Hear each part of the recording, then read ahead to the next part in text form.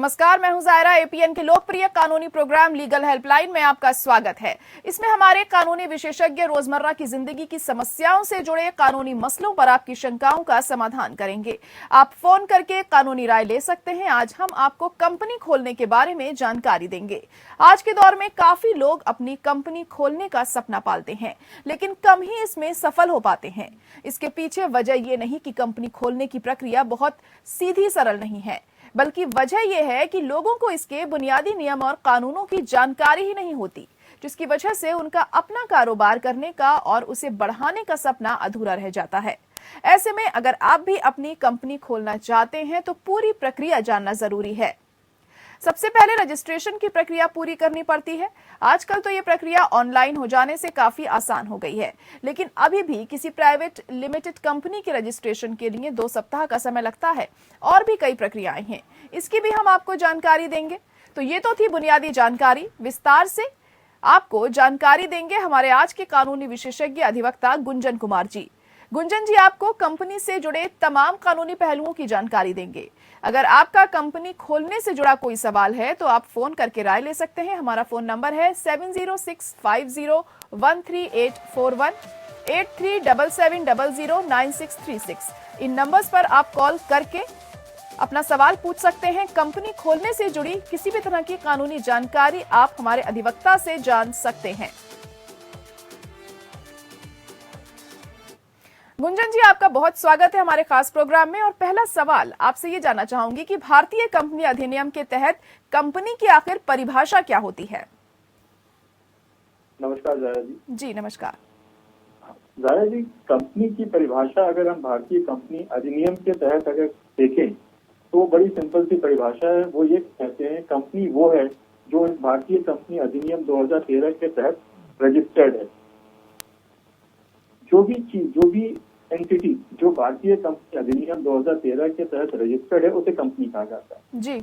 Generally जो हम company की बात समझते हैं वो ये चीज हो जाती है जिसे हम एक लीगल एंटिटी होती है जो एक इंसान, एक इंडिविजुअल, एक व्यक्ति से अलग होती है और जो अपने नाम से बिजनेस करता है।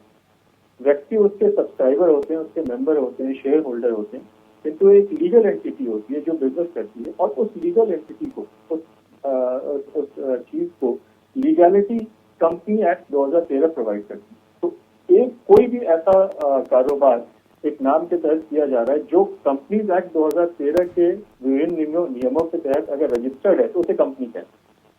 जी, और कंपनी को रजिस्टर करना आवश्यक क्यों होता है?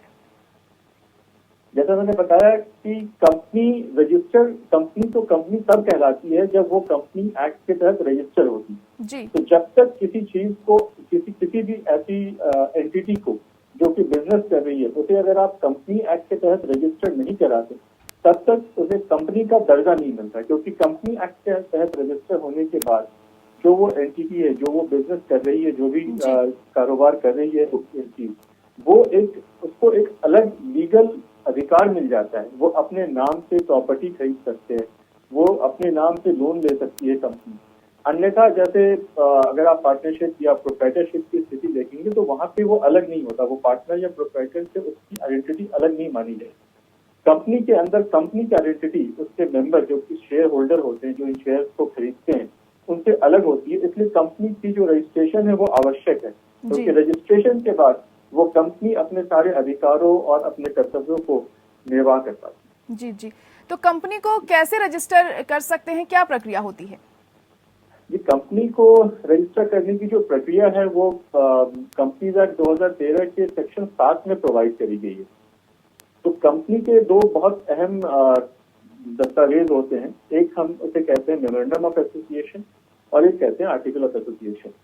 इन दोनों के अंतर्गत कंपनी क्या बिजनेस करेगी, उसके कितने शेयर्स होंगे, किस तरह के शेयर होल्डर्स होंगे और बाकी सारी किस तरह से शेयर होल्डर्स की मीटिंग होगी, ये सारी चीजों का उसके अंदर निर्धारण किया जाता है। ये अलग 2 तरह के डॉक्यूमेंट बनते हैं। तो जब आप कंपनी फॉर्म करने की बात सोचते हैं तो सबसे पहले हमें ये 2 चीज डिसाइड करना पड़ता है, ये 2 चीज बनवाना पड़ता है, मेमोरेंडम ऑफ एसोसिएशन और आर्टिकल ऑफ एसोसिएशन, जिसके अंदर कंपनी की सारी चीजें निहित होती हैं कि कितना लोन होगा, कितने पैसे का हमारा शेयर कैपिटल होगा, कितने का हमारा पेड अप कैपिटल होगा, हर चीज उसके अंदर लिखी जाती है। हर चीज जो जी। या तो कंपनी एक्ट के तहत उनको लिखना आवश्यक है, और ऐसी चीज जो अगर आवश्यक नहीं है लेकिन वो कंपनी एक्ट के विरुद्ध नहीं जाती, तो आप उस चीज को वहां लिख सकते हैं, जैसे कि डायरेक्टर के पावर्स के ऊपर में या डायरेक्टर की क्वालिफिकेशन के ऊपर में। इस MOA और AOA, जिसे हम शॉर्ट फॉर्म में कहते हैं, memorandum of association and article of association, ये 2 कागज होते हैं हमारे। इसके साथ हमें कंपनी में अप्लाई करने के लिए चाहिए होता है एक डिक्लेरेशन। एक डिक्लेरेशन होता है या तो चार्टर्ड अकाउंटेंट का या कंपनी सेक्रेटरी का या किसी एडवोकेट का, ये कहते हुए कि इसकी सारी कार्यवाही जो कंपनी एक्ट की सारी आवश्यकताएं हैं रजिस्ट्रेशन के लिए, वो पूरी की जा रही है। इसके अलावा एक हमारे को उसके अंदर डिक्लेरेशन फाइल करना पड़ता है, जो होता है शेयर होल्डर का, कि उन्होंने वो कहीं कन्विक्टेड नहीं है और वो उस मेमोरेंडम ऑफ एसोसिएशन को सब्सक्राइब करते हैं। एक एड्रेस प्रूफ देना होता है। इन सारे कागजों को लेकर के आप कंपनीज एक्ट की वेबसाइट पे अप्लाई करते हैं, और वो इन सबको देख करके और ये देख करके ये नाम आपके कंपनी एक्ट के प्रावधानों के विरुद्ध तो नहीं है, वो नाम उसको अलॉट करते हैं, और इस तरीके से कंपनी अस्तित्व में आ जाती है। जी जी। तो ये डॉक्यूमेंट्स जो होते हैं, दस्तावेज, ये सफिशिएंट होते हैं या और भी कुछ चाहिए होता है दस्तावेजों के तौर पर? इसके अलावा एक डॉक्यूमेंट की आवश्यकता होती है, वो होती है सेक्शन 164 के अंदर डायरेक्टर के लिए कुछ डिस्क्वालिफिकेशन।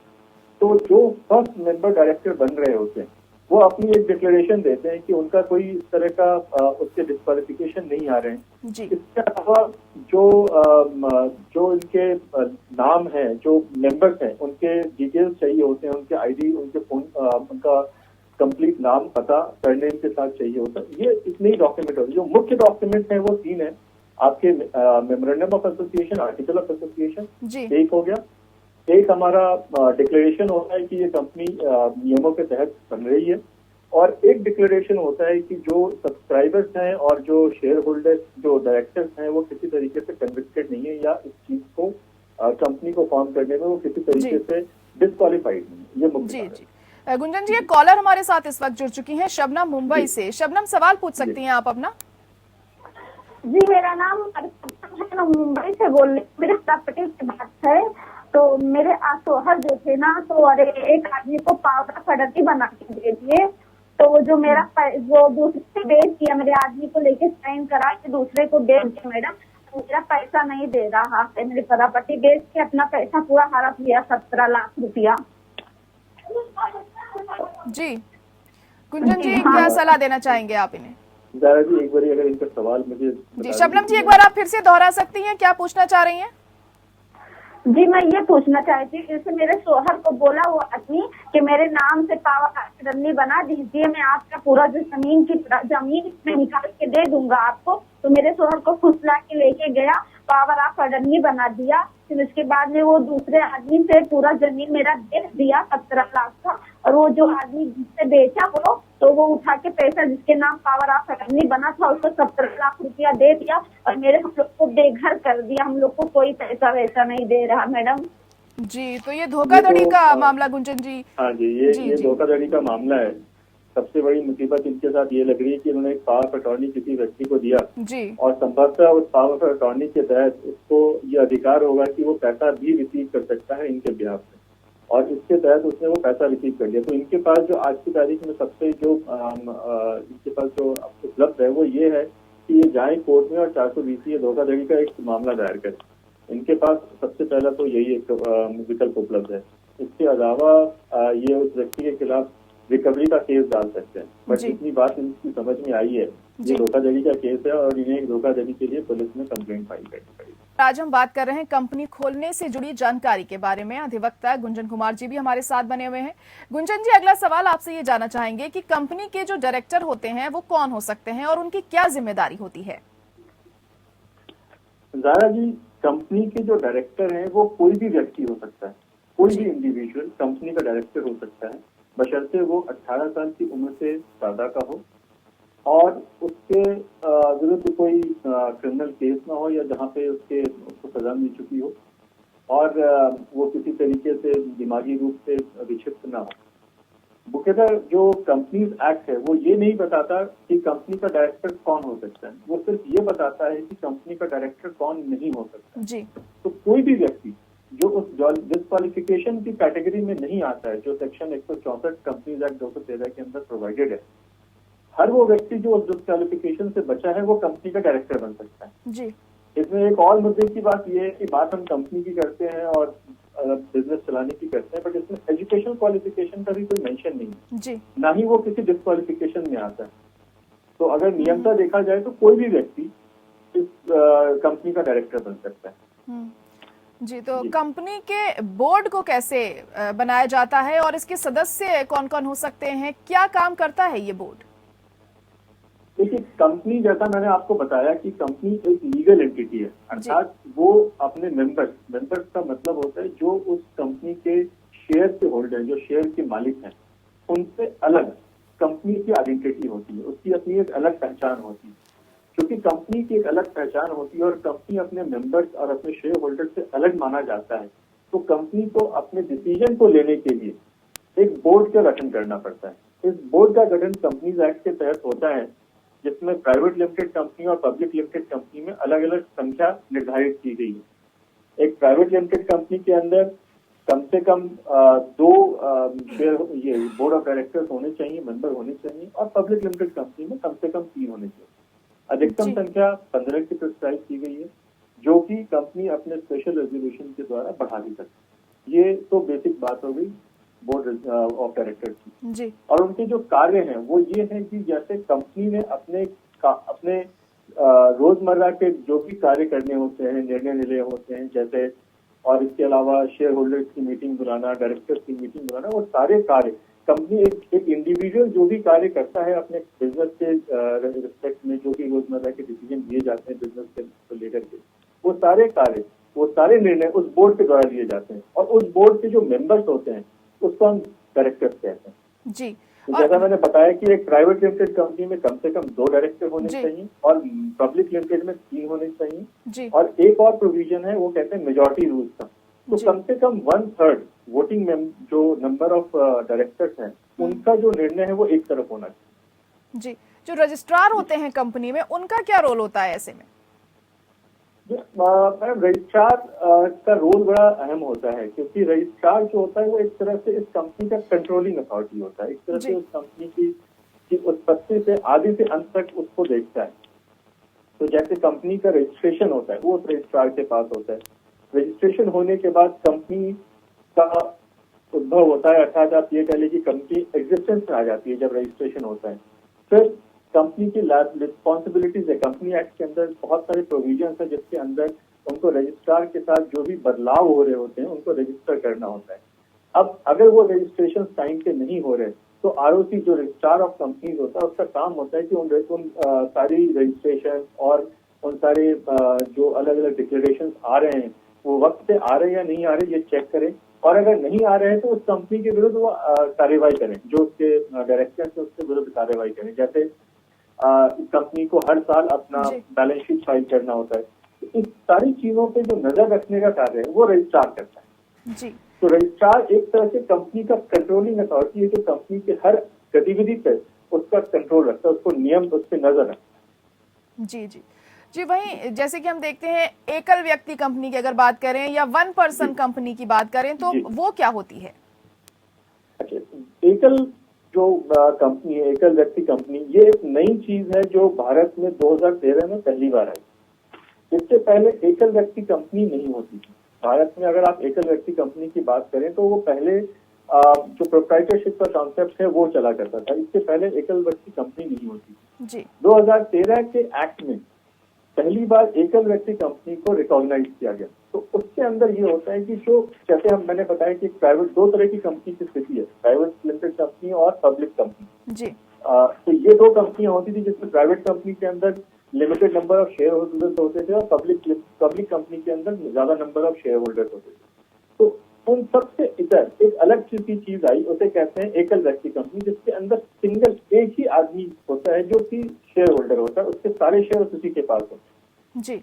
लेकिन जो प्रोप्राइटरशिप की समस्या थी कि भाई प्रोप्राइटर के बाद उस कंपनी का अस्तित्व खत्म हो जाता है, वो इसमें नहीं होता। क्योंकि कंपनी के, जब मैंने कहा कि कंपनी का एक लीगल एंटिटी बन जाता है तो उसकी चीज हो जाती है कि कंपनी का अस्तित्व अपने शेयर होल्डर से अलग होता है। तो कंपनी का अस्तित्व शेयर होल्डर के मृत्यु के बाद भी जारी रहता है। तो एकल व्यक्ति कंपनी के अंदर मुख्यतः बात ये होती है कि एक व्यक्ति होता है जिसके सारे शेयर होल्डर होते हैं और उसकी मृत्यु के बाद या उसके जाने के बाद उसे एक प्रोविजन करके जाना होता है कि मेरे बाद अगर मेरी मृत्यु हो गई तो ऐसी स्थिति में इसके शेयर के सब्सक्राइबर कौन बनेंगे। तो कंपनी की कॉन्टिन्यूटी बनी होती है।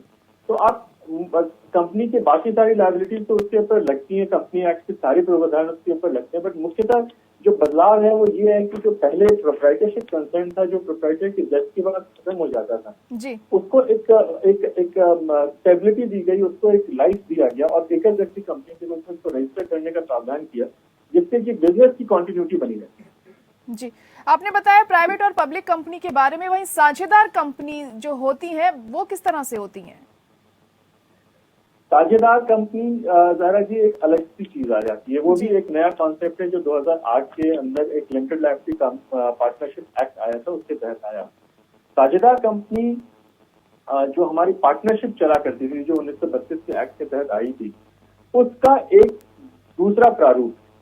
तो जैसे पार्टनरशिप के अंदर दो पार्टनर होते हैं और उनके रजिस्ट्रेशन रजिस्ट्रार ऑफ फर्म्स के पास होता है और पार्टनरशिप के अंदर निर्णय लेने की बहुत सारी सहूलियतें होती हैं, लेकिन अगर वहां कोई समस्या हो जाए तो जो कंपनी की लायबिलिटी होती है पार्टनरशिप में, उन पार्टनर्स के ऊपर एक्सट्रीम होती है, यानी उसके जितने पैसे की लायबिलिटी कंपनी है वो सारी की सारी उन पार्टनर्स के ऊपर ट्रांसफर हो जाती है। लिमिटेड लायबिलिटी पार्टनरशिप उसको थोड़ा सा चेंज करता है। 2009 का ये एक्ट जो है हमारा, वो उसके अंदर रहती तो वो पार्टनरशिप है, किंतु उसमें जो लायबिलिटीज होती हैं पार्टनर्स की वो लिमिटेड हो जाती हैं to the extent of their share और as per the agreement between the parties as share holding है। जी जी, चलिए बहुत शुक्रिया कुंजन कुमार जी हमारे साथ जुड़ने के लिए। हमारे दर्शकों को आपने बहुत महत्वपूर्ण जानकारी बताई है, जाहिर तौर पर उन्हें कहीं ना कहीं इसका काफी फायदा पहुंचेगा अगर वो अपनी खुद की कंपनी खोलना चाहते हैं तो फिलहाल आज के लिए लीगल हेल्पलाइन में इतना ही। मुझे दीजिए इजाजत, नमस्कार।